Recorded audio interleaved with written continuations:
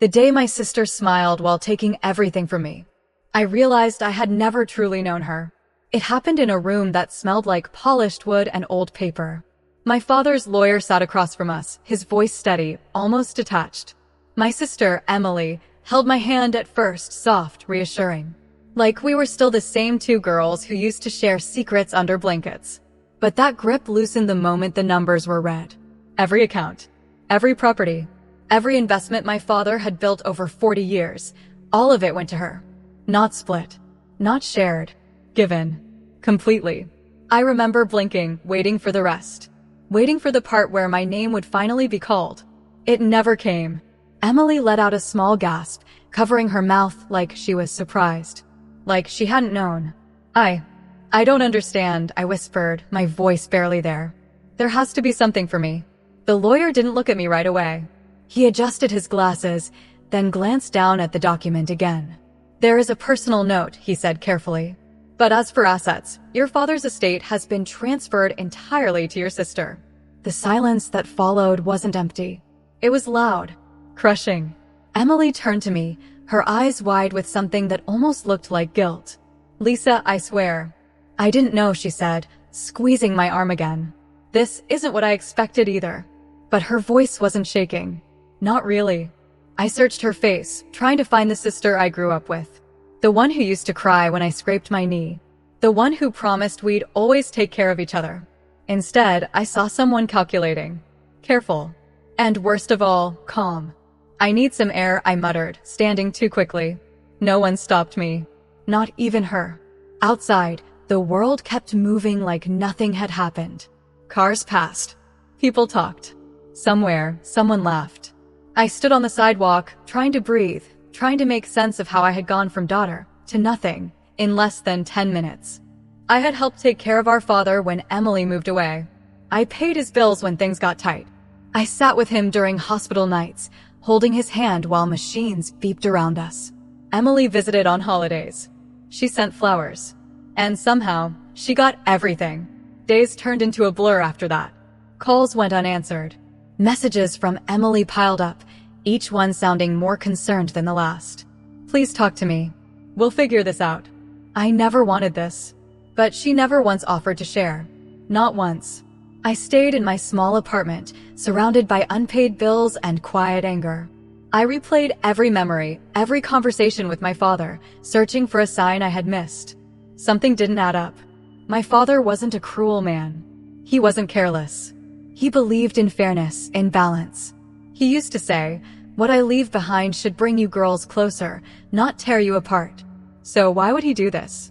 That question wouldn't let me sleep. A week later, I found myself back at the lawyer's office.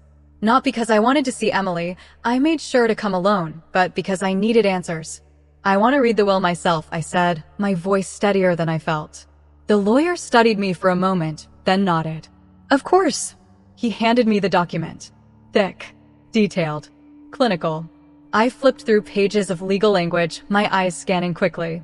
It was all there, the transfers, the ownership changes, the signatures. Everything was airtight. Until I reached the last page. There, the lawyer said quietly. That's the personal note I mentioned. My hands trembled slightly as I read it. Lisa, if you're reading this, it means things have unfolded exactly as I expected. I froze. Expected? I know what Emily has been doing. I know about the pressure she's been putting on me these past months. The visits, the conversations, the way she's tried to guide my decisions. My heart started to pound. She believes she's convinced me. She believes this will is final. I looked up at the lawyer, confused. What is this? He didn't interrupt. He just gestured for me to keep reading. But you know me better than that. A strange feeling crept in. Not relief, not yet, but something close. Turn to Appendix C. My fingers moved quickly, flipping through the pages again until I found it. Appendix C. A section I hadn't noticed before. It was only a few paragraphs long, but every word felt deliberate. In the event that any beneficiary is found to have exerted undue influence, coercion, or manipulation in the drafting of this will, all assigned assets shall be immediately revoked and redistributed to the secondary beneficiary. My breath caught. Secondary beneficiary. That was me. I looked at the lawyer again, my voice barely above a whisper. Are you saying? He leaned forward slightly. Your father insisted this clause remain confidential unless necessary. He had concerns. Concerns. That was one way to put it. But we need proof, he added. Undue influence isn't assumed. It has to be demonstrated. For the first time since that day, I felt something shift inside me. Not anger. Not grief. Focus. Because suddenly, this wasn't over. I went home and sat in silence for a long time. Then I started thinking. Really thinking. Emily had been visiting our father more often in those final months. At the time, I thought she was trying to reconnect. Now I wondered what she had been saying behind closed doors. I began going through old emails, text messages, even voicemails I had saved without thinking. And slowly, a pattern emerged. Subtle at first, then undeniable. Messages where Emily complained about financial struggles, ones I later realized weren't true. Hints she dropped about me being overwhelmed or unreliable. Conversations where she questioned our father's memory, suggesting he might be forgetting things, planting doubt. It was careful, calculated, and it was all there. The final piece came from someone I didn't expect, our father's neighbor, Mrs. Delgado. She had seen Emily visiting more than anyone realized. She didn't know I was outside one afternoon. Mrs. Delgado told me. I heard her arguing with your father. Not loud, but sharp. She kept saying, you know Lisa can't handle this. You need to think about what's best. That was it. That was everything. I took it all back to the lawyer. The messages. The testimony. The timeline. He reviewed it quietly, methodically. When he finally looked up, his expression had changed. This is significant, he said. Very significant. What happens now? I asked. He closed the file gently. Now, we confront her. The meeting was set for the following week. Same room. Same table. Emily walked in with that same soft expression, that same careful sadness.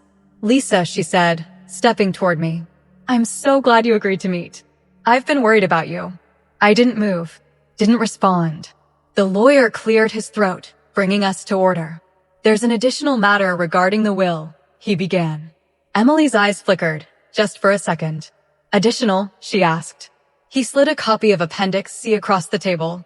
I believe you're already familiar with the main terms, he continued. However, this clause addresses circumstances involving undue influence. She glanced down, her face still composed. But I saw it, the slight tightening around her eyes. The crack. We've been presented with evidence, the lawyer said calmly, suggesting that such influence may have occurred. Emily let out a small, incredulous laugh. That's ridiculous, she said quickly. I love Dad. I would never. Text messages, he interrupted gently. Witness statements. Patterns of communication that raise serious concerns. Her gaze snapped to me. You did this? She whispered. I held her stare. No, I said quietly. You did. The room felt colder after that. The conversation shifted. Her tone changed. The softness disappeared. She denied everything at first. Then she deflected. Then she slipped. Just once. But it was enough. Someone had to make sure things were handled properly, she snapped at one point. You were too emotional. Too involved. The moment the words left her mouth, she realized what she had done. Silence followed. Heavy. Final. The lawyer closed the file again. I think we have what we need, he said. A week later, the decision was official. The clause had been triggered. Every asset, every account, every property, transferred to me. Emily didn't call after that, didn't fight it further, because she knew. She had played the game carefully. But she had forgotten one thing. My father knew her better than she thought. And he had trusted me enough to finish what he started. I didn't celebrate when everything came through. There was no dramatic moment. No victory speech. Just quiet. A different kind of quiet. I paid off my debts first. Then I restored the house my father loved, the one Emily had already planned to sell. I kept his office exactly the way he left it. Sometimes I sit there, just thinking about him. About the way he saw everything before it happened. About how he protected me, even when he wasn't here anymore. Emily lost more than money. She lost the only person who ever believed in her without question.